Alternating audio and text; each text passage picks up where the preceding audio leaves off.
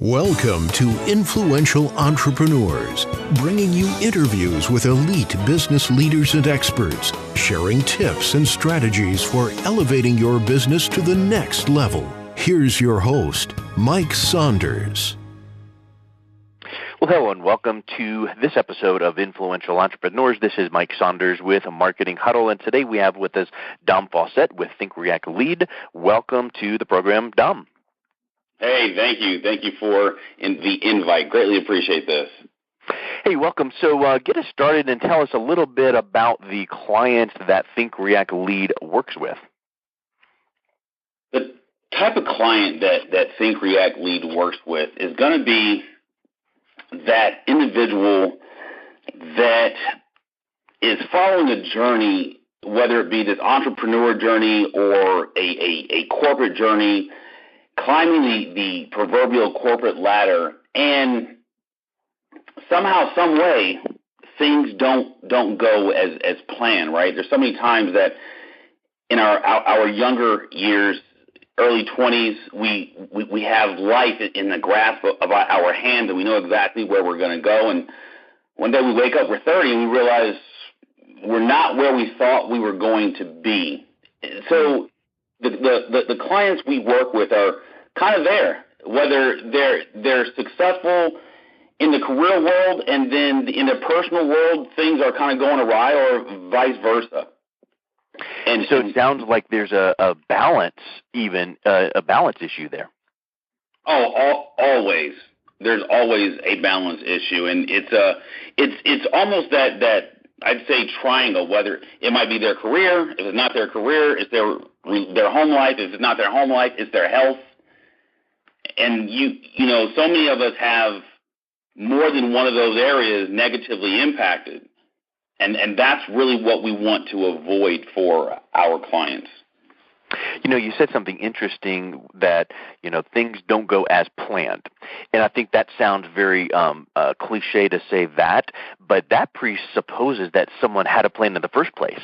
So what do you say to someone that just wakes up one day and they go, wow, this is where I am and I don't like it, whether or not they had a plan or not, but what is that moment that person kind of wakes up in their awareness and they look around them, so to speak, and they just don't like where they are, planned or not, right? You know, let's go back to the plan portion of it. You know, in many of our clients, what we find is that where they've gotten to in life, it was never really their plan. Yeah, it's a societal plan, whether they're teachers, their college professors, their parents, maybe their spouse. And all of these people have some of the best intentions, right? But most people do this thing where they don't really ask you what it is you want to do. So what ends up happening, you wake up and you're like, I'm not happy. Like, this is not what I want to do. And then they're stuck. They don't really know what they want to do and why, because from kindergarten all the way through college, you're given a syllabus and you study the material. And how do you know that you've done well? Well, you take a test and you get an A on that test and you're good and you can move on. But in life, there's no syllabus. There's tests. Definitely there's tests, but there's no test that says, oh, you have an A or you have an F, right? And there's nothing that gives you that validation of, you know what, I've succeeded. You know, it's really interesting you say that because, when, you know, with my kids or when we think about school as an example, because that's a perfect example, you have that grade you're striving for or that GPA you're striving for. And if you're not quite there, then you want to ask for some extra credit or you want to do that extra assignment or that extra studying. But in life, where are those guideposts and those things that we strive for to compare where we are to where we should be? And I think to that point, it reminds me of that old saying that I know you're familiar with: if you fail to plan, you plan to fail. So how can someone, and I know where this is one of our first opening questions, but I want to really dial into that type of client that you are working with at Think React Lead, where they may or may not have made their plan, but what is going to be an indication for them that those milestones are a little bit fuzzy, and if they could make them come into focus that much more, then they feel like they do have a plan because they're working toward that first milestone or that mile marker on the road? It really starts with understanding if the dream that you're chasing is actually yours, right? I think so many times we get confused with this is what I want to do, but we don't realize where that want or even where that desire stemmed from. And if we were to really sit down and ask ourselves questions about why do I want to do, A, B, or C. And once an individual is able to determine the whys behind what they want to do, it makes things so much easier and I would say clear. They become more clear. So when I say clear, I mean understanding that no matter what it is we want to do, there's going to be some work involved, right? There's going to be something that we're going to have to do to get us to the next level. And once we're able to determine, one, that this dream is ours, it's something that I want to do, we're able to move forward and we're able to put, I would say, all of the, and I'm not going to call it negativity, but all of the uncertainty behind us and then move forward. That's a good point because it makes that explanation gives me the feeling of if someone is clear, they feel like they're pulled toward that objective, not pushed. Because human reaction, human nature is if you're pushed, you push back. But yet, if you are pulled towards something, it's easier and you're in flow and you can be yourself. So is that kind of the feeling, that clarity that you're able to help someone at that point in their life and career to create?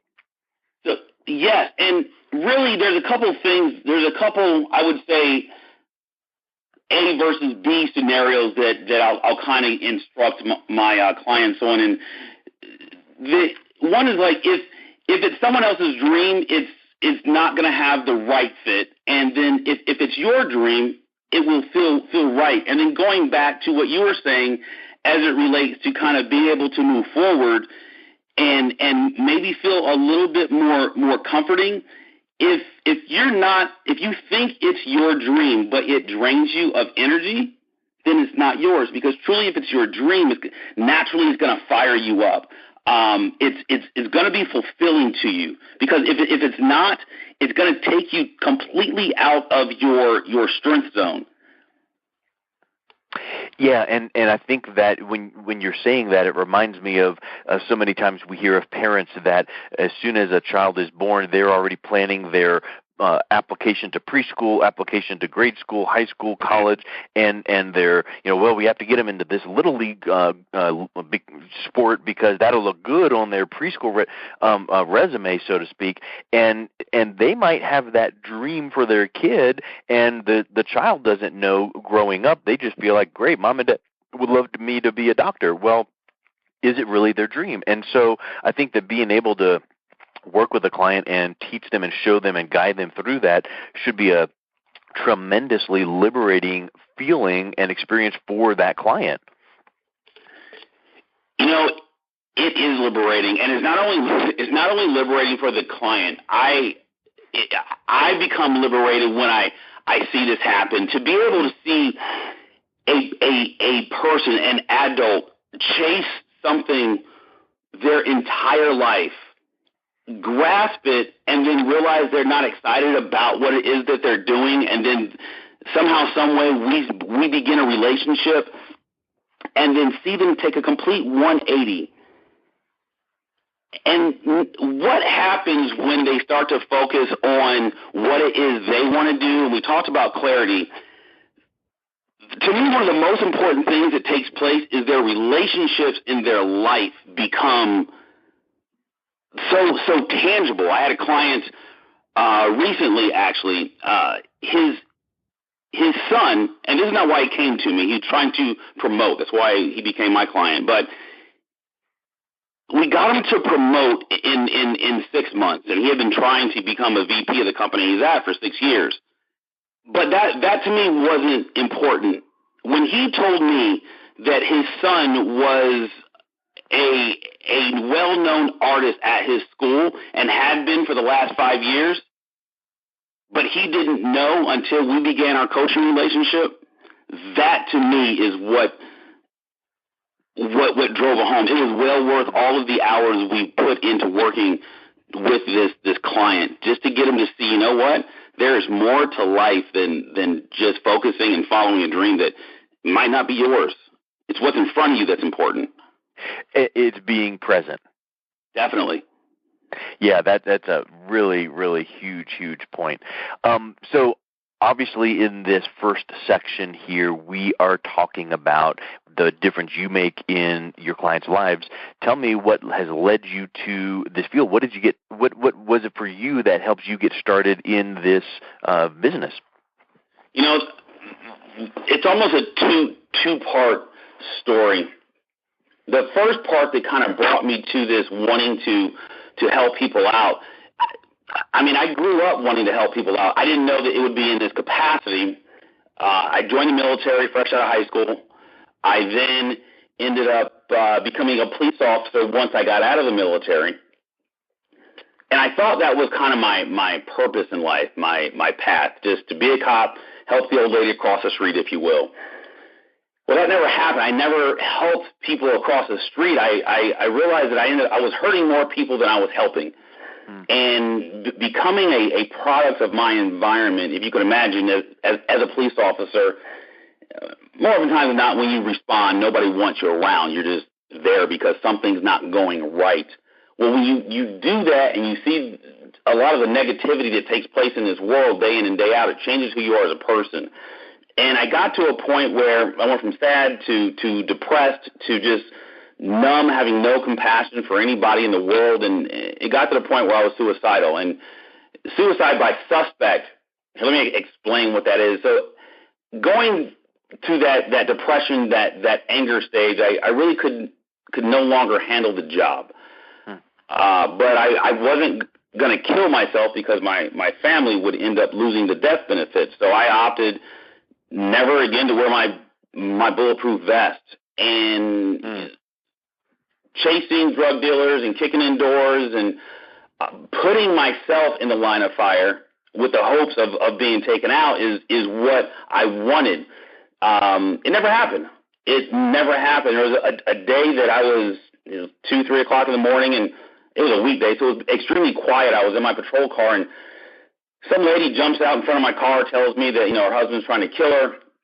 So obviously I get out, and long story short, I see her husband standing there. He's got a knife in his hand. He's in the middle of the yard, and it's like I said, it's 2 in the morning, so it's dark out. And I think to myself, this is my time to go. I'm good.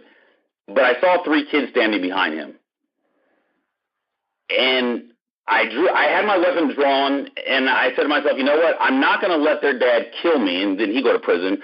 But in turn, I'm not going to kill him because nothing good is going to come out of these children's lives. So sure, I holstered my weapon, and we struggled, but I effected the arrest, and I didn't get hurt. And I don't really know if I saved his life that day or his name was Steve, or he saved mine. But that next morning, I put my 2 weeks notice in, and I realized that this is not like there's more to life, because you got to figure out how many cops kill people all the time, right? That's sure. And some people, that's their job, right? Not jumping into the media, but that's just the world we live in. But I couldn't bring myself to do that, and I put my 2 weeks notice in, and a couple mentors and coaches later, I ended up getting into corporate leadership. And 4 Fortune 500 companies later, I noticed so many talented people wasting their talents, losing their spark, gaining weight, getting divorced, becoming depressed. And these guys were, they were younger than 40. And I'm thinking to myself, I was them. I was that person. I was depressed, angry, sad, never wanted to, never wanting to move forward in life, wasting my talents. And I've always been a speaker. So I got certified as a speaker, and during that time I met a international speaker named Christian Simpson, and everything that he was saying and talking about is what I wanted to do. And that's kind of that's what started the coaching journey. You know, the thing that I hear with those two really contrasts, which is the contrast of the police officer and the person in the yard, and you looked past that immediate situation to future pace. In reality, you future pace what could happen, and you saw these kids, and you wondered and worried what would that result be, and it was almost like you just saw this opportunity to make a difference even there, and that impacted you personally, impacted the family. There's huge ripple effects that affected. And then I think that's interesting to hear how your attention now is very sensitive in the corporate world to watch for and help the people that are experiencing those same things figuratively or literally.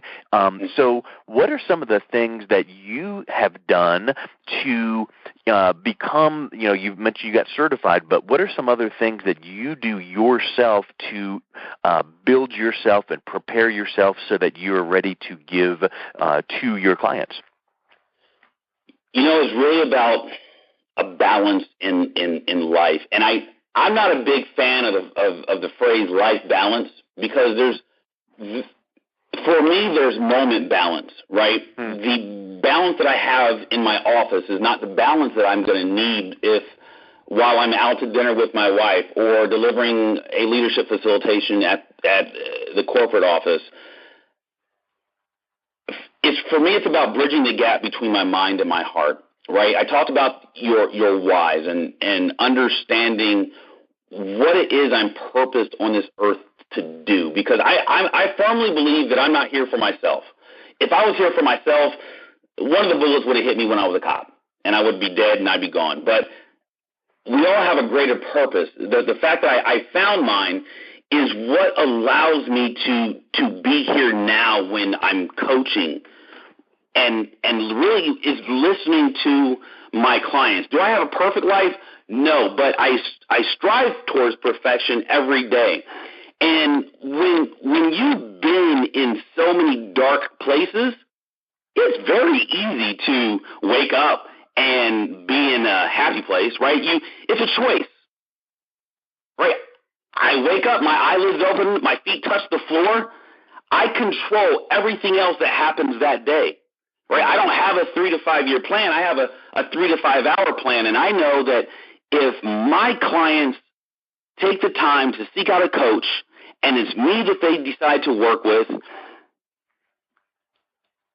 I have no choice but to be clear, but to be happy, but to operate at my fullest potential, because the words that I hear during our conversations and the response that I give change the direction or the course of their day, maybe even their life. Mm-hmm. And I need those changes to be positive. Can you remember anyone growing up, coming up, that had that mentor or that impact in your life that you can even look to? Yes, life is about life experiences. My mom and dad, very tough, both prior military. They both became entrepreneurs. But some of the things that stand out are, I remember I got stabbed my sophomore year in high school because I said something to offend a young lady. And although that was a negative experience, at that moment, obviously hindsight, I realized how strong words are. There was a time that I got in trouble and my mom took me to our DARE officer, and it was a lesson in integrity. And and character. And I learned character and integrity at a very, very early age. And it's kind of those two words and those two concepts that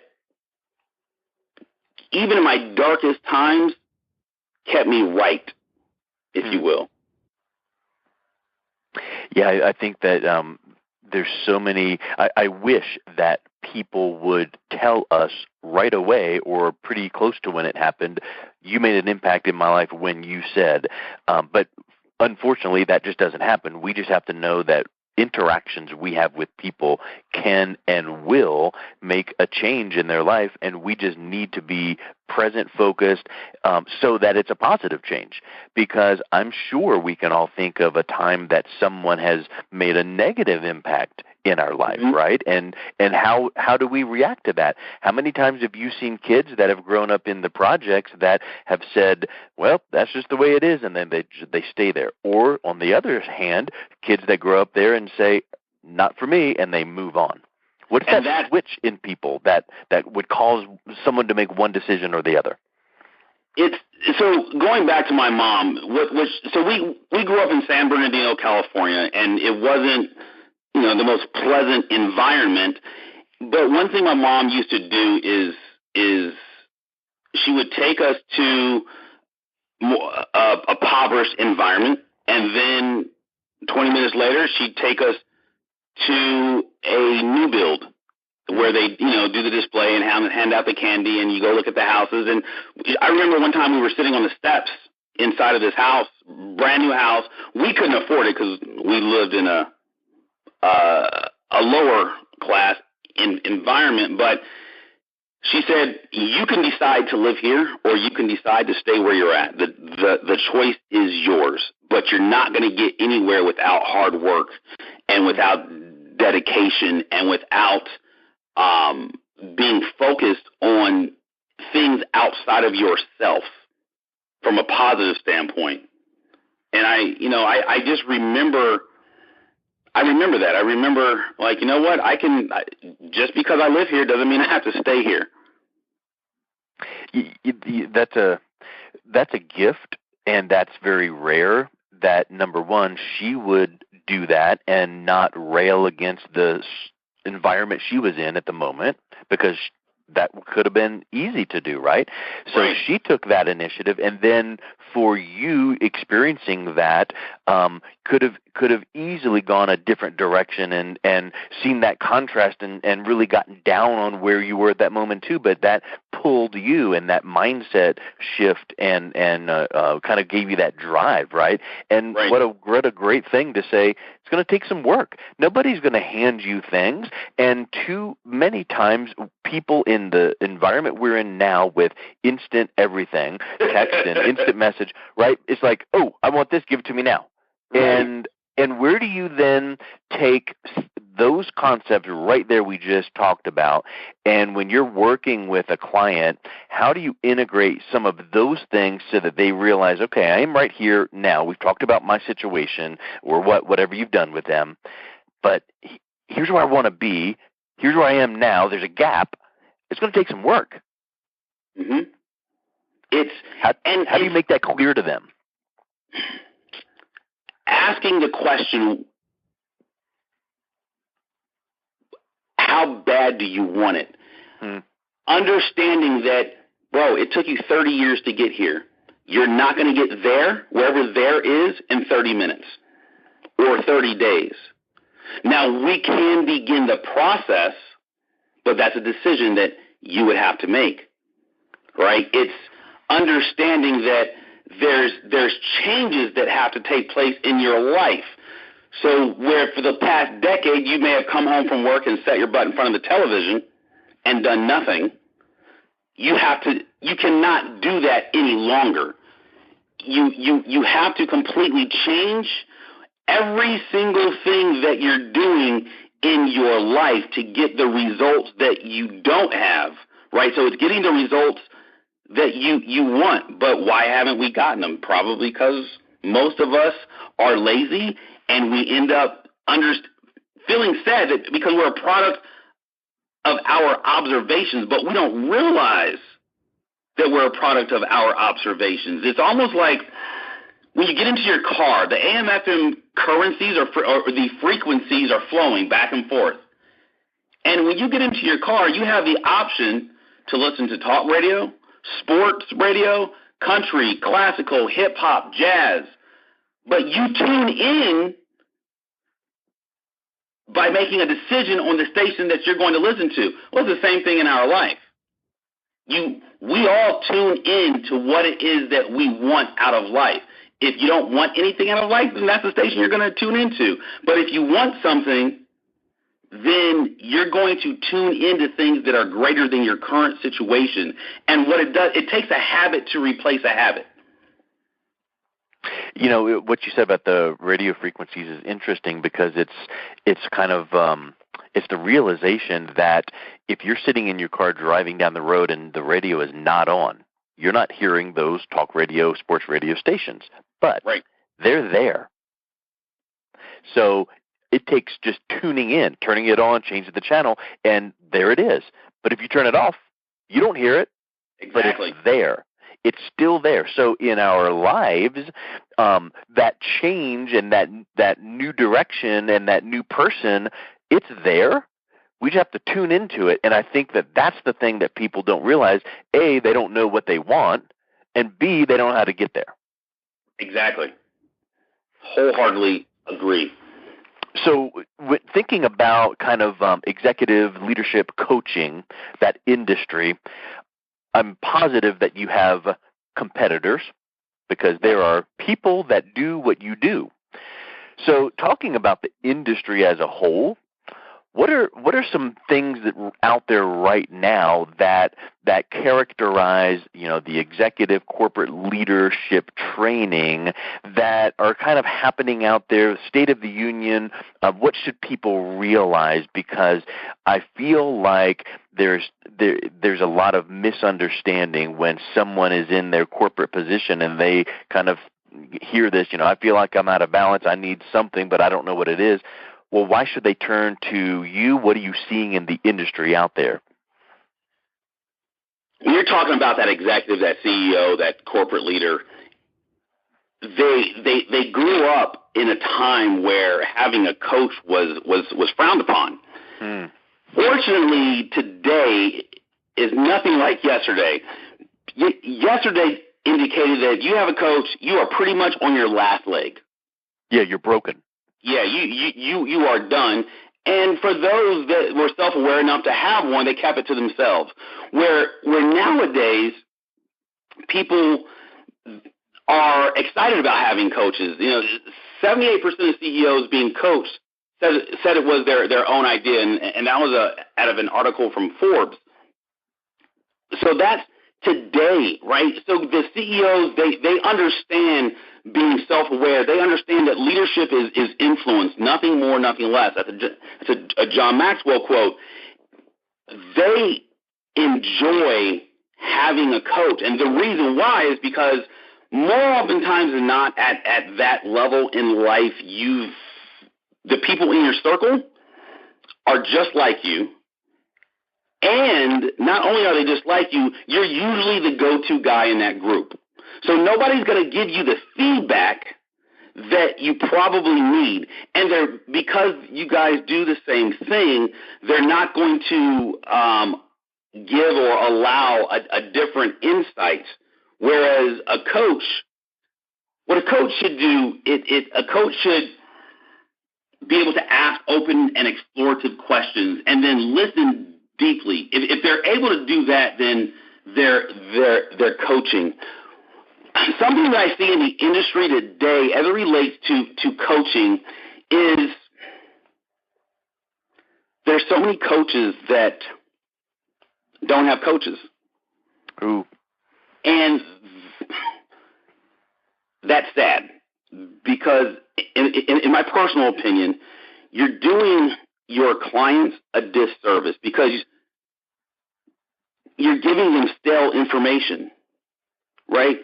I'm a firm believer that one should not be charging more than what they are currently paying for coaching. Like if I'm paying $300 a month for coaching, I should not be charging $1,500 a month for coaching. And a lot of coaches, so being a coach, you end up being around a lot of other coaches. One of the things that I would say irks me is that the person that the coach is while they're coaching is not the person that they are when they're, I'd say, their authentic self.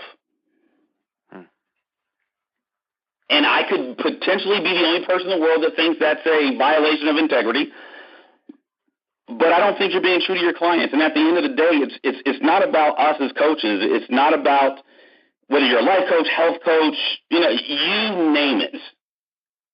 It's about the lives that you're changing, because I may have a client, but my client has a spouse, or my client has children, or my client has a mother and a father, or a brother and a sister that look up to them.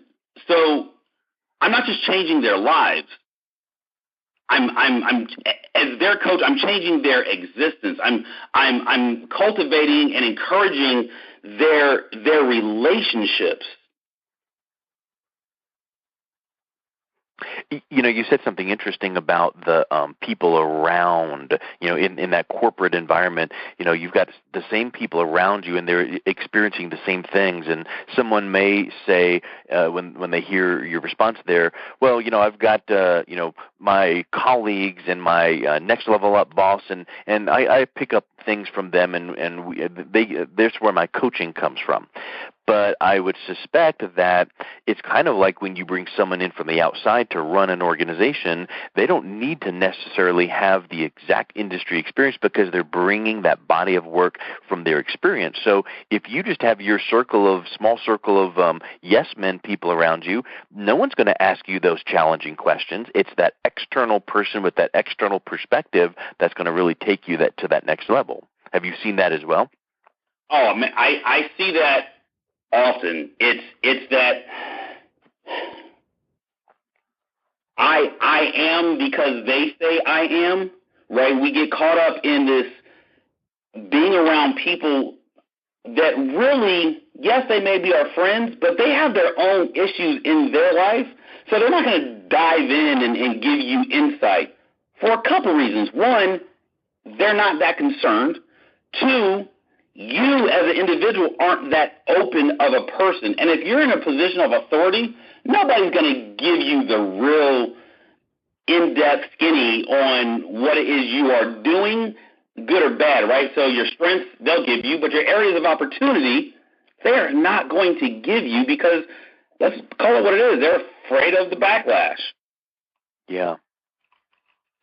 So, you said something else interesting about, you should not charge more than you are paying, or, you should always be kind of like Tony Robbins says, the CANI, constant, never-ending improvement. So right. What do you feel in the industry of executive and leadership coaching and coaches for someone to look at taking their self, their business, their career, their personal life to the next level?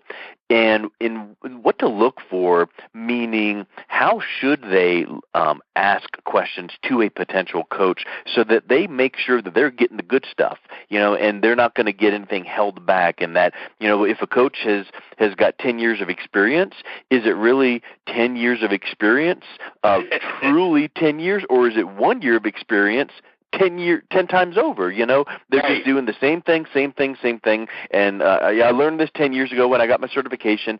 Or is it someone that's always learning and bettering themselves as a coach so that they can give it out and pour it out to their clients? How can a potential client sense that in a coach so that they are making sure that they're getting the good stuff?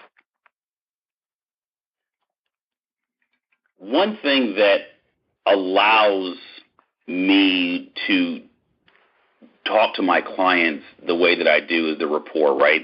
I encourage anybody that's looking for a coach to ask as many questions as you want. If you ask any question and your potential coach takes offense to what you're saying, you need to disconnect that call or that relationship. Coaching if one were to imagine a relationship that's entirely focused upon the individual, imagine someone listening rather than just hearing, or someone who holds you accountable to your dreams and aspirations, or even a relationship with someone insatiably curious about who you are and who you intend to be, it's someone that's committed, almost more committed to your life than you are committed to yours. And I tell my potential clients to go with their guts, right? You can ask all the questions in the world, but if there's not that connection, if there's not that heart-to-heart connection, I think you're going to miss out on a huge opportunity. Because coaching, although it's a business, the mistake that a lot of people fall into when they're looking for a coach is they treat it as a business transaction.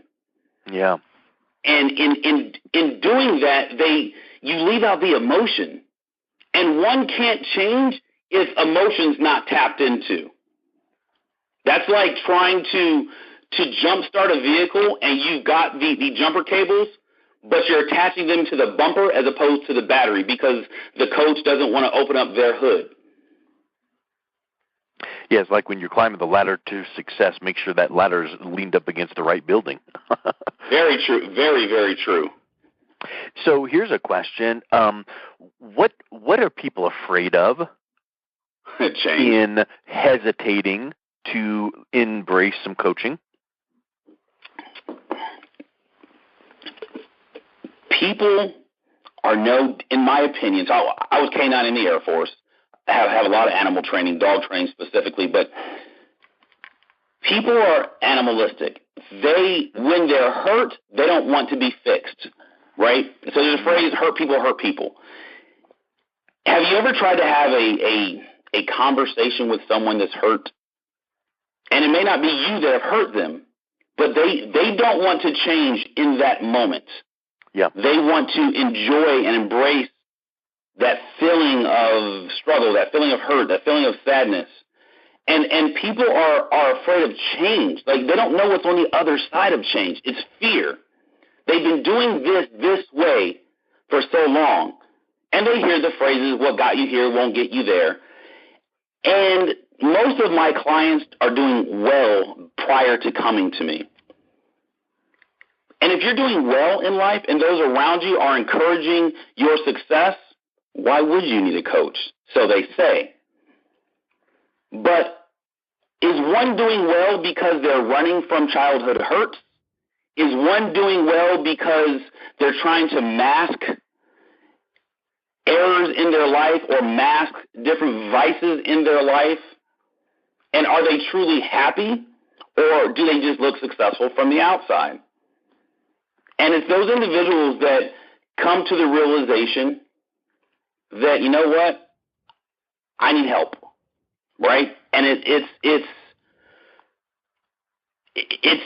being self-aware, and it's understanding that if you don't change the course in which you're headed down, something's going to give. I mean, I've worked at 4 different large corporations, and I've seen a handful of individuals come out on stretchers by way of heart attacks. And going back to that stress triangle, it's your health, it's your relationship, or it's your career. The pressure burst pipes, as they say. You know, you mentioned doing well, and I think that too many times people get complacent and they feel they know they're doing well.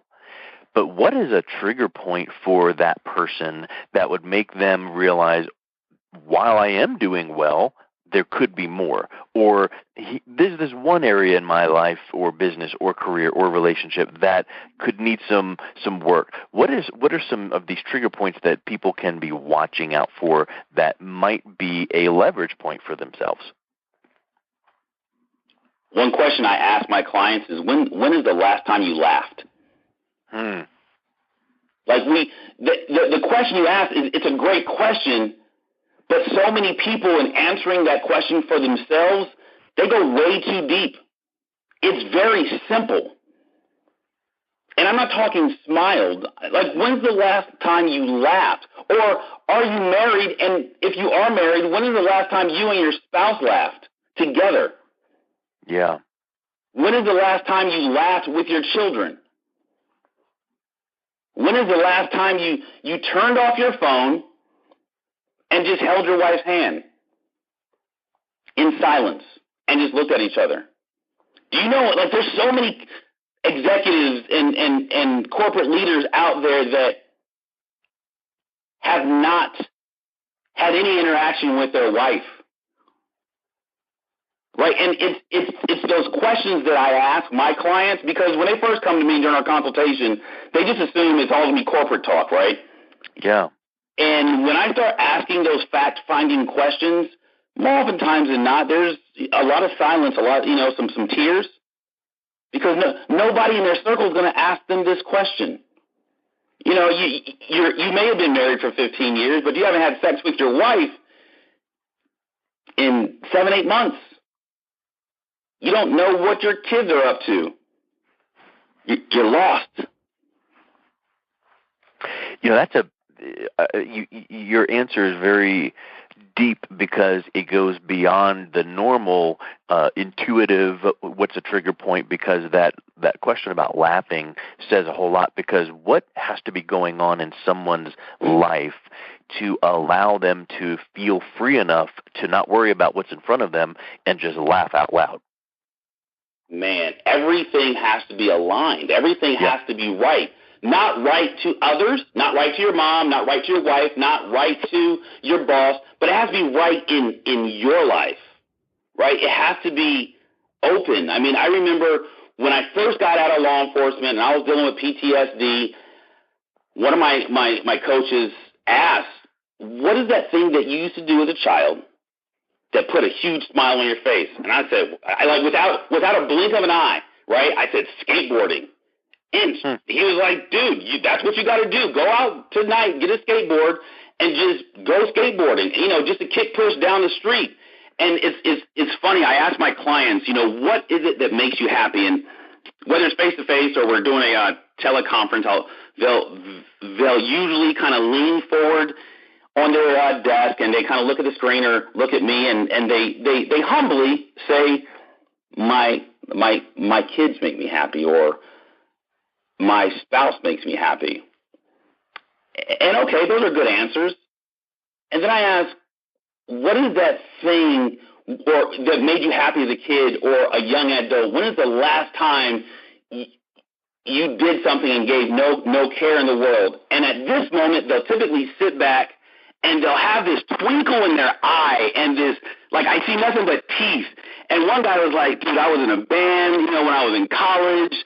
And I remember 3 of my buddies, we jumped into this old car. We barely had enough money to rub together, but we made it across town and out of state to go follow this other band that we were going to open up for, but we had to be in class, on Monday. Like, it went on. And then, like, I don't say anything. The conversation just goes. And that's, like, they first give me the response that they think I want to hear. Yeah. Right? And it's cool to say that your kids don't make you happy, right? Kids are kids. We didn't always make our parents happy. And it's okay to say that although you may be comfortable with your spouse, they might not make you happy. What makes you happy? Picking up that guitar, right? For me, it was picking up that skateboard. And I skateboard still all the time. My son and I skateboard. Or going to do something for yourself with no cares in the world. Yeah, that's really deep, and I think that when people can realize that goes way beyond the fill-in-the-blank assessment, disc profile, whatever the case is, right? Totally. So here's a thought or a big question. What's a misconception that someone might have about achieving some of these outcomes we're talking about? Because I think that someone would logically say, I want to have that, I want to have a better, and I realize that I'm not there. What's a misconception that they have about achieving that? A misconception that I hear, and there's no deep answer to this question, is not right now. I'm too busy. the comfort. You know, there's a phrase we use in law enforcement, even riding motorcycles, is comfort kills. The moment you're comfortable, you're no longer being stretched. Yep, you let your guard down.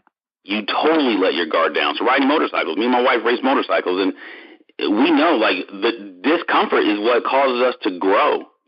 You know, a misconception with coaching is that it's this structured, perfect, like, I'm going to give you some questions, you're going to fill out some forms, 3 sessions later you're taking a test, and, you know, in a month and a half, you're going to be this new person that can take on the world and be somebody so unique that everything goes your way. And, you know, if you have a coach that has agreed to anything less than 6 months, you need not have that coach. There is no way that a person can change to that level of happiness and fulfillment in their life in less than 6 months and less than 2 sessions a month. It's impossible. And without X number of time of work in between those sessions. Right. And then being honest with self. I've had a client that he was good. I didn't even recognize it, but he was dishonest with himself for the first 2.5 months of coaching. It wasn't until we were in our 3rd month of coaching, so we're about session number 7, that I asked what was it that made him happy. And this is in the beginning stages of my coaching career. That's why I ask that question now. And I listen for that answer of the change in body language from, oh, my kids make me happy, my wife makes me happy, to, dude, doing 150 miles an hour on my motorcycle, that's what makes me happy. And so many coaches miss that. Why? Two reasons. One, they haven't experienced happiness in themselves. They think because they've got the suit and they've got the glasses and they've got the book and, you know, they're a subject matter expert, so they say, that they're a coach, yet they have never shared their experiences in life, their failures, more importantly, with anybody. They keep that close to the vest. What do you say to someone who answers your question, what makes you happy, who says, I don't know? I ask them, if they say I don't know, my next question is, when's the last time you were happy? And that type of person that says I don't know will typically say, I don't remember. And it's not that they don't remember, they don't want to remember. Right? Anybody right now can go, like, I have been to an ice cream parlor. I've never seen a person in an ice cream parlor angry. I have played mini golf. I've never seen a person playing mini golf angry, right? Unless they lose a bet. But I have, you know, I've never seen a person go dirt biking angry. I've never seen a person cliff dive angry, jump off a diving board angry. Like, there's so many things we can do, or even we have done, and it could be as simple as, I remember when I was 7, I was playing hide and seek with my brothers, or in the neighborhood. Right, that's the last time I was happy, because at the age of 8, my father died. Right, and the reason why they want to say I don't remember is because there was a tragic event that happened shortly thereafter. And it may not be as tragic as somebody's parent dying, which is tragic in itself. It could be something like for people that were diagnosed with something, or they lost their job. Go back to 2007, right? Man, 2002, 2003, I saw a lot of happy people out there. Yep. With all their brand new Ferraris, their Ducatis, their Lamborghinis, their 4 or 5 vacations. You know, this is when the big screens were really big, you know, one in every room. And then the economy takes a turn for the worse. Suicides increase. Depression increase. Prescriptions increase. Divorces increase. People, I mean, I saw my father lose 3 or 4 vehicles, $1 million home, lose everything. It felt like it was overnight. But what I didn't see him lose was his joy. He's big into model railroad, right? And he's like, all right, cool. I lost my Benz, I lost my Porsche, I lost my Hummer and my $1 million property, but I still have my trains. And he's like, I didn't grow up with this stuff. I earned it. I lost it. Well, guess what? I'll earn it again. And he's back to where he was.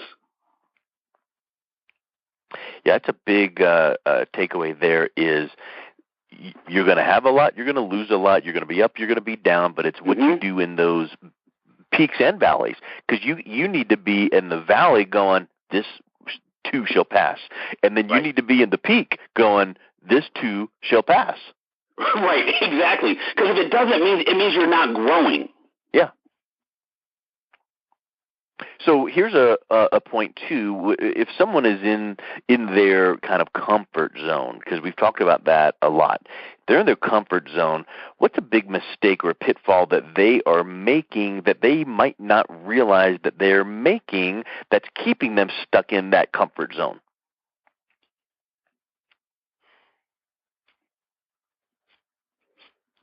I would say a mistake is not wanting to grow.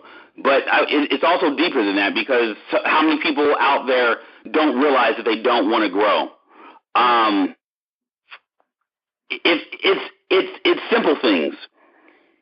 If you find solace, I take that back. This is an analogy that I use a lot. If you get mad because somebody cuts you off in their vehicle, and I'm talking like you curse them out and you're throwing the finger, but you get mad, if that bothers you, then you're not growing. You're in your comfort zone. And this is why I say this. A person that's not living life to their fullest potential lets everything get in their way. They complain without a resolve. Because they feel like everybody's against them and they deserve more, and why did this go wrong? They're entitled. And that person that cut them off may have literally just got a phone call from the doctor telling them, look, your wife was just diagnosed with A, B, or C. We need you to get here.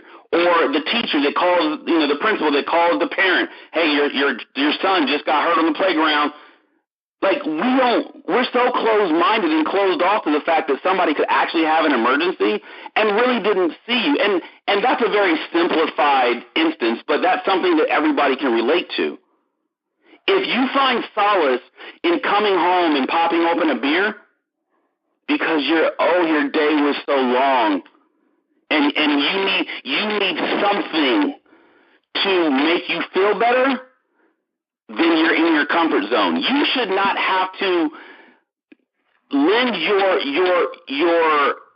yourself to alcohol. You should not have to lend yourself to the television to make you feel relaxed. If you can't get relaxed on your own without anything else, then you're probably living a lie.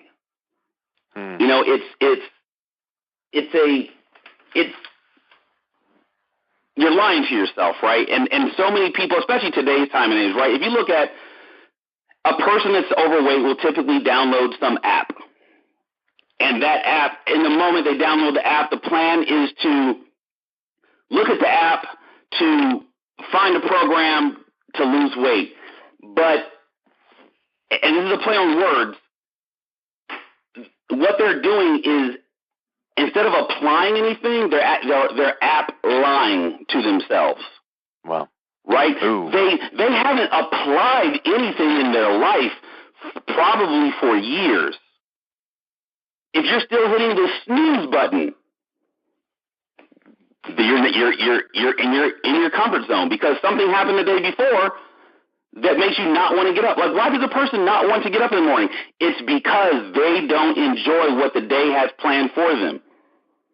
But let that same person plan a mountain biking trip with the fellas. They're getting up at 3 o'clock in the morning, and they probably didn't go to bed till midnight because, like any guy, we all wait till the last minute to pack. So we pack that night.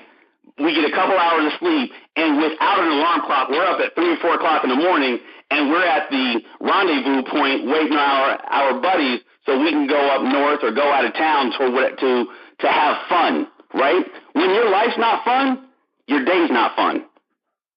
Yeah, that's a good point. There's a lot of analogies we can make there. Hey, so what do you say to someone who says executive coach, isn't that the same thing as a life coach?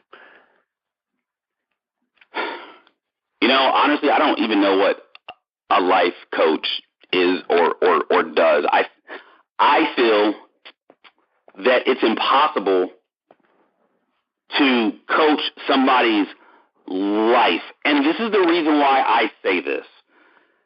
My clients are only with me 6 to 12 months. And in that 6 to 12 months, there's some areas we're going to focus on. There's typically an area we're going to focus on, and that choice is theirs. And it could be career development. It could be relationship. It could be whatever they choose. But we typically stay in one stream. But there's so many areas in one's life that dictate the nuances or the outcomes in other areas. Unless you're with somebody for years, which there's coaches out there that are, with what the type of work that I do, I can only execute on a couple areas. That's why I was trained as an executive coach, right? It's really about executing. It's almost like a bullet in a gun, right? If you have a long range rifle and you shoot, there may be plenty of targets downrange that you could shoot at, but you're really going to have to dial your scope and really aim at one target. Because once you pull that trigger and that bullet goes downrange, it's not just leave the barrel and hit the target. There's crosswinds, right? There's things that change the trajectory of the journey that bullet's going down. Same thing with coaching, right? There's so many things that can come up in one's life during the coaching relationship that could dictate the outcome.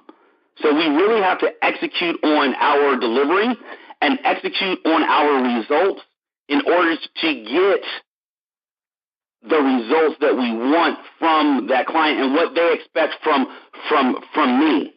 I mean, I take my hat off to those life coaches out there that are with their clients 2, 3, 4, and 5 years. But you've got a mission. I do. I'm a kick in the door, survey the environment, affect the arrest, make the changes, and leave. And you're leaving it better off than when you got there. Exactly. Now, go ahead. I was just going to say, what's the first skill or what's the first task or the first focus that every executive needs to address, or what's the first skill or task that you are looking for to address for the executive when you engage in a commitment with them? The first thing we talk about is the result of a form that's sent to them, and it's almost like a life graph. So it covers many areas, and some of those areas that it covers, I'll tell you here in one sec, is, where is it? I've got it here. It covers their career, 0 to 10. You know, where are you in your career? Are you in the think stage, react stage, or the lead stage? So, or their money, their health, friends and family, significant other or romance, personal growth, fun and recreation, and physical environment. And all those they're filled out on a scale of 0 to 10. And when they fill this out, it lets me know what we need to work on first. But I let them tell me. But it shows that there's no balance in their life. And most of my clients have never filled anything like that out. It's very elemental, to be honest with you. But it's so simple that it's like, wow, why didn't I figure this out on my own? Mm. And as they fill this out, they see the imbalance. And our first session, and I'm going to use the rifle analogy. All we're doing is taking the rifle out of the sling, out of the case. You know, we're not loading the magazine. We're just taking the rifle out of the case and inspecting it, right? And understanding how valuable knowing your life is and knowing where you want to go. And when you see something on paper, a lot of times, I don't really have to say much. They'll know what they need to work on. Because that assessment has amplified and shined a light on the gap of where they are compared to where they even feel they should be, right? Right. And so many of us, and I fell prey to this, we thought we were doing well just because we go through life and we go through our day just haphazard. And we don't put any thought into ourselves because naturally we put thought into everything and everyone else, and we're so consumed by our calendar and our phone and our text messages and what our wife's doing and what our kids are doing and what our employees are doing that decades go by and we don't really think about ourselves. Yeah, it's kind of like the airplane analogy example of the flight attendants who talk about putting your own oxygen on first before helping your kid, and your knee-jerk reaction is, I want to help my kid first. And, the takeaway there is you got to help yourself so you're there to be able to help them. Otherwise, you might be passed out, and then they don't have the support they need. Very true. Very, very true. So the good thing about the style of coaching that I do with my clients is it ends up being fun. It ends up allowing them to not really have to think in the same way they would think in the office, right? It allows them to be free. They trust me because I'm not in their circle.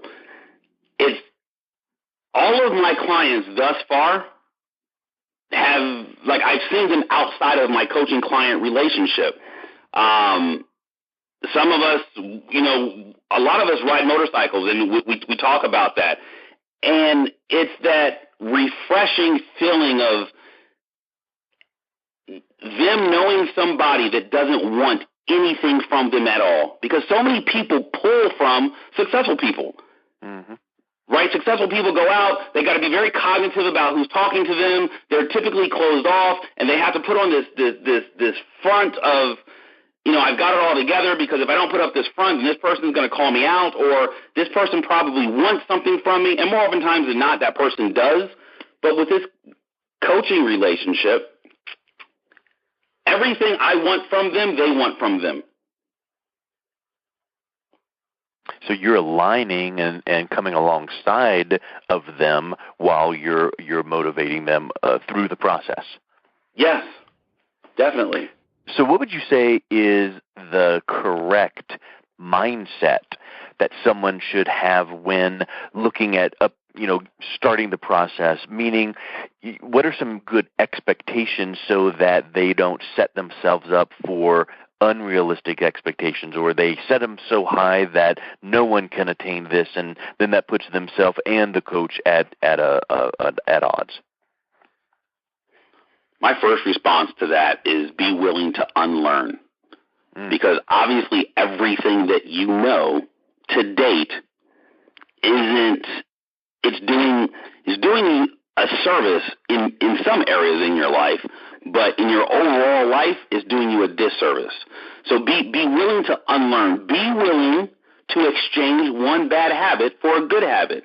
Be willing to talk about what hurts you, to acknowledge the fact that you wish you had a better relationship with your father, but you don't. And you were so hard-edged that he passed away and you never repaired that, and that still bothers you. But maybe you don't realize that. That's what bothers you. Be willing to be open, and be willing to, if you're going to choose that coach, whether it's me or somebody else, trust that coach. And most of my clients haven't truly trusted somebody in a long time. And they've been so closed off to that they don't even know what trust feels like. Because of the executive corporate nature that they they come at problems where you can't show vulnerabilities, right? Isn't that indicative of that environment? It's dog eat dog world. I mean, I have a friend now. We both were cops together. He was my partner in some instances, but 10 years later we talk now, and he did not realize, how serious let's call it my issues were during that time. He's like, wow, you masked it so well, and every time I saw you without your vest, you would just say you forgot your vest. And he said you were so happy, so it seemed, and you were always the first one in the door, and you did a lot of crazy stuff. I thought that's just who you were. I didn't know that you were trying to die. Right? And even our closest friends, we pull the wool over their eyes so quick. And it's because we don't trust them. Now, as a cop, I'm in my late 20s or early 20s, I should say. I didn't trust anybody. I grew up with this phrase being told to me: believe none of what you hear and half of what you see. And that's because my father, he didn't trust anybody. And his father didn't trust anybody. My father doesn't say that now, but growing up, that's what I heard. And that was one of my mantras in life. And although people don't say those words exactly, they think that way, and they don't even know that they think that way. Yeah, I think having that outside perspective with someone, and like you just said, trusting the process, trusting them first, and then trusting the process second. That outside perspective is so critical because we can find some downloadable form online and go, okay, I'm going to take this assessment and I'm good to go. But that is not, it's only scratching the surface as far as what someone could be seeing about you and how you answer this thing and approach that thing, and make you become accountable to your own self. And you know what? I also feel that all of my clients, I've offended them, right? If you look at it like this, when you go to the gym and you work out a muscle that you haven't worked out in some time, it's typically going to be sore for a couple days shortly thereafter. Well, that's because you're stretching a muscle that has been comforted, and it hasn't been stretched. It hasn't grown. Well, the same thing happens with one emotionally. If your coach doesn't kind of prick those areas, they're not doing their job, because the client needs to see where they need to grow. And the only way they can see where they need to grow is sometimes, as a coach, we just have to pull the sheets back. We have to pull the covers back and expose some things. It reminds me of the real life story in nature of how a butterfly comes out of the cocoon, and if you were to see that struggle and help pull that cocoon and silk apart to help them out because they're struggling, it dies, because something in that struggle makes the blood flow through their wings or activate something, and that's the only reason that they're able to then survive. And we think we're helping and enabling, but it then is counterproductive. Right. Totally counterproductive. And coaches should be the ones that are asking the questions. I see so many coaches, they provide insight, right? And understanding my clients don't need my life experience. What they need are questions. During our coaching client conversations, in a 45-minute session, I should be able to ask 2, maybe 4 questions and let the client answer the questions. A good coach is going to ask the right questions. They should never be, without asking permission of their client, they should not provide insight, because it's just my insight. Who am I to think that as a coach I know it better than you? I'm here just to ask you the right questions so you can become self-aware in your answers. You're facilitating the process. You're moving it along. You're not answering and filling in the blank for them, or else where's the work involved for them? Right. If I run for you, are you going to lose weight? If I do push-ups for you, are you going to build up your upper body? No. I have to show you the proper form. And then take your hands off the bike and let the training wheels fall off and go. Yes. Hey, so let's talk about a couple case studies. What are some examples, without giving names or companies or anything personal that way, but what are some things where a client came to you, and what were they experiencing? What were they noticing that they realized they needed a change? And then what were some of the outcomes and results that they found?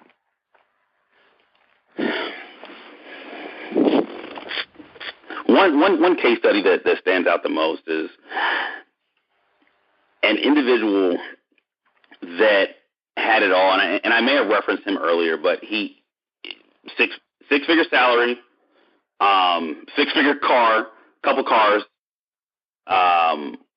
gorgeous wife, like just on the outside looked like they had it all. But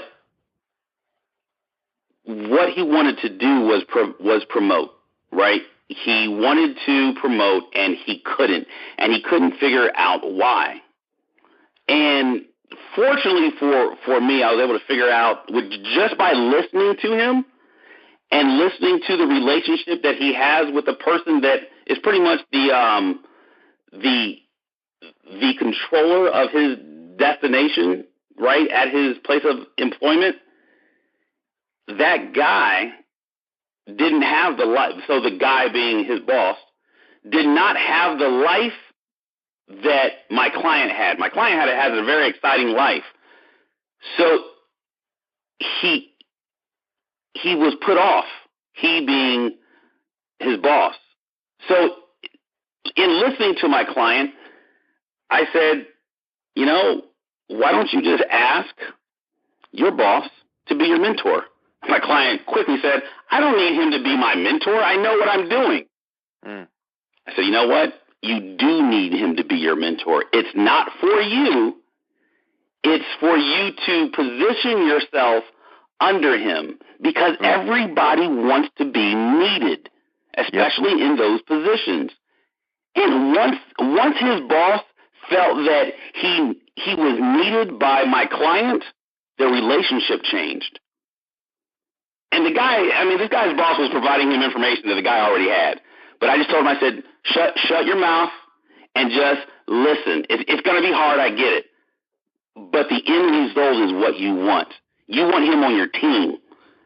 And he's only going to vouch for you if he's telling you what to do. As crazy as that sounds, it worked. And what he tried to do in 6 years was accomplished in 6 months. Yeah, because that relationship of boss to employee or even colleague changed to where because Maslow's hierarchy of needs, you want to feel appreciated, you want recognition, you want those types of things, and all of a sudden that person placed themselves, even another aspect is under the authority of that boss, to where that boss is like, all right, he's not trying to go be wild dog.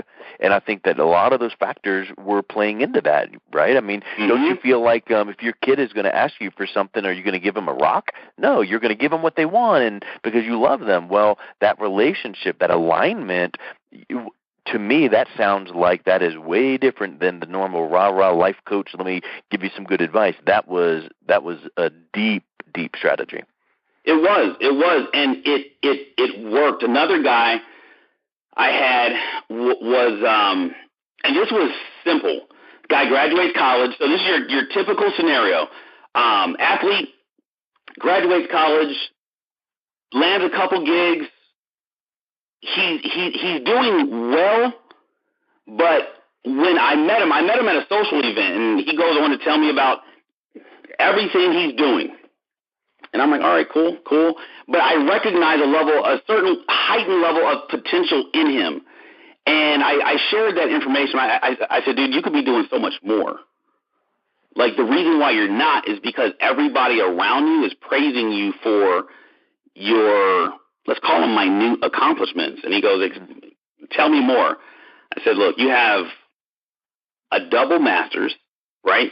You got these worldly experiences that most people don't have, and you could be making way more money than you're currently making. And long story short, he became my client, and my goal, with his permission, was to get him to understand the benefit of changing careers for maximum earning potential. But I had to ask him, what's more important, following your degree path or tripling your income? And he's like, dude, I'm single, I'm young, tripling my income. Mm-hmm. So in less than 4 months, couple interview coachings we did, had him redo his resume. I have a lady that updates all my clients' resumes, and coaching him to kind of tone down his alpha male that he tries to portray, and getting him to realize that leadership is influence, and you have to be able to influence people on a positive level, not in I'm better than you level. A couple interviews later, he ended up landing a job, and for him, he's like, dude, I never even knew this existed. I never even knew that these people make this kind of money. And when I say tripled his income, he tripled his income. And what I love about coaching puts me around, executive coaching puts me around an array of people. So as I'm coaching, I'm learning about so many different industries and the needs of so many different corporations. So I've been doing this long enough that when my clients come to me, I've built relationships with previous clients, and it's very easy through nepotism for me to just send them their way. And because my previous clients trust me and know that my current clients are going through my process, they hire them on the spot. Mm-hmm. Well, that's the ultimate recruiting job setup, where an executive knows people are being coached by you and they appreciate the outcome, so they want to learn more about that person. Right. And I just introduce them, if I can in person, over lunch or dinner, what have you. If I can't, a quick email introduction. And to date, it just works. I'm building my network. I'm bringing people together that would have never met. And, I never planned on this happening through coaching, but it's just one of those things that it's awesome the way that it works. And for me, it's just part of the coaching process. Let's move to the final piece here, which is some of these points that you've been bringing up are not traditional. If this happens, then you should think this or do that. What makes you happy? When's the last time you laughed? When's the last time you? Those are deep and intuitive thoughts and processes that many people would have never dreamed of thinking of for themselves, and it only comes from that outside perspective. So if someone is thinking they may be ready to, get out of that rut or take it to the next level, or, something just, I'm successful, but it's not enough. If they're starting to recognize that, what can they expect when initially connecting with you to learn more? Not necessarily even in a coaching relationship, because it's not going to be, hi, I'm Dom, let's here's a contract. They're going to reach out and want to learn a little bit about you in you interviewing them and them interviewing you. So what might they be expecting when connecting with you to learn more? You bring up a valid point. A lot of my coaching styles are not traditional. The reason that they're not traditional is because everything that I talk about during our coaching sessions, I've implemented in my own life, right? To go from suicide to not wanting to live or exist, and then to change just through a coach, find happiness, and then through mindset change, go from $15 an hour to a six-figure salary in less than, I think it was 9 months. Just a shifting my mind, and obviously having a good coach, couple mentors. If I can do that for me, what can I do for my clients? So when they come to me, they should expect the building of a relationship. And I don't work with everybody. I'm fortunate, and I've been blessed to have a career that pays well. I really coach because it brings joy and excitement to my life. It's my purpose. It's fun. Like, it's just fun. But I live it at home. It's funny. I come home and my wife will come in the house from a long day at the office and she'll say, "Do not coach me. I just need you to be my husband." I'm like, "Come on, but I think I have a question that will allow you to dig deep." And she's like, "I don't need that right now. Let's just go for a walk. Let's take the kids for a walk." But my clients come to me and it's refreshing, really. And I don't say this lightly because I choose my clients. They should expect a new friend. For some of my clients, I'm almost like I had one guy call me his younger, bigger brother. And I hear a lot, "Man, you get me." That's what I hear from many of my clients. They should expect to be listened to. They should expect to be respected. They should expect a relationship to be built, to be held accountable. They should expect that I, as their coach, am going to be committed to their life during this coaching process. They should expect teaching and training and sharing and expect to be freed of the life that they're currently leading. Because they're not living a life, they're leading a life. And once you're freed from a life that you're leading, at that point in time, you're able to live. You're able to enjoy life. And as simple as it's put, you're able to laugh.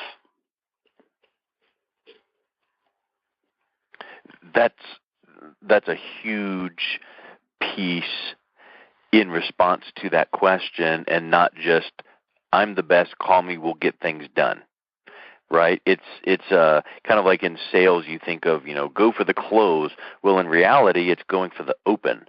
You want to open a relationship, and when you do that, it opens up opportunity. It opens up a mindset. It opens up things that someone may never have thought of on their own if you're looking at that client as a transaction. But when you look at them as, where could that pebble in the pond ripple effect build out from this relationship, it's a limitless opportunity for both parties. I think that is so powerful to communicate.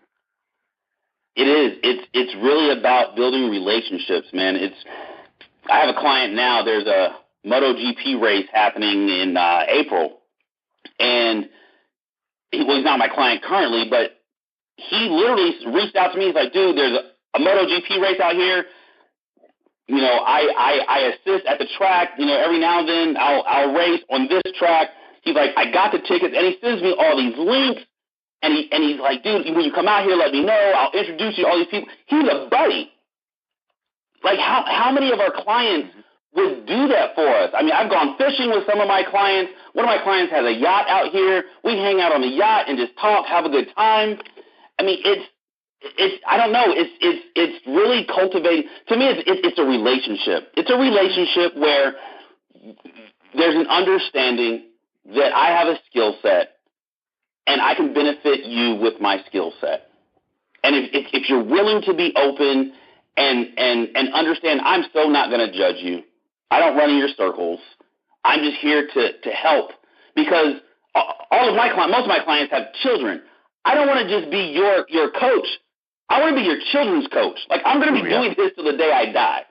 Your kids are going to go through college, and, I've had one client tell me, hey, when my daughter gets out of college, I'm sending her to you. Now that's looking through the windshield of life and looking way further than just what's right in front of you. And when you hear of a coach that thinks, not only do I want to coach you to the utmost level, but I want to be there for your kids, they know that you're not in it for the short term. Exactly. This is my life. So, hey, let's just wrap it up with what's the best way that people can learn more, to reach out to you, to make a connection and maybe get a conversation started. There's a couple ways. We can go on the website, which is www.domfaussette.com. You can also go to www.thinkreactlead.com. Or you can just, if you're on Facebook, Dom Faussette, I don't try to make this too difficult. Instagram, Dom Faussette as well, or Think React Lead. I really try to make any way that my clients have contacted me a very natural, non-salesy approach to contacting me. You can even call me or shoot me a text, 602-481-0650. And to me, initiating a relationship just without, hey, go to, DomTheAwesomeCoach, .com, and in 5 days I'll get back to you. Life is not a process like that. So to me, coaching shouldn't be a process like that. It should be natural, organic, and authentic. And if there's a fit, there's a fit. And if there's not, You'll high-five them over the phone and say, call me if I can help you make that connection. And I've referred clients to other coaches. And I'm okay with that. I'm not in this for the money. I'm in this for the change and for the relationships that get built by way of the positive change that takes place with our coaching. Well, Dom, the time has flown by, so thank you for taking time to give us a little insight in your personal life, your business life, and how you then want to affect that same change in the clients that you work with. Definitely. Thank you. Definitely enjoyed this conversation. Definitely enjoyed it. And yeah, you're right. The time has flown. I didn't realize how long we've been doing this. Yep. Awesome. Thank you, Dom. You've been listening to Influential Entrepreneurs with Mike Saunders. To learn more about the resources mentioned on today's show or listen to past episodes, visit www.influentialentrepreneurssradio.com.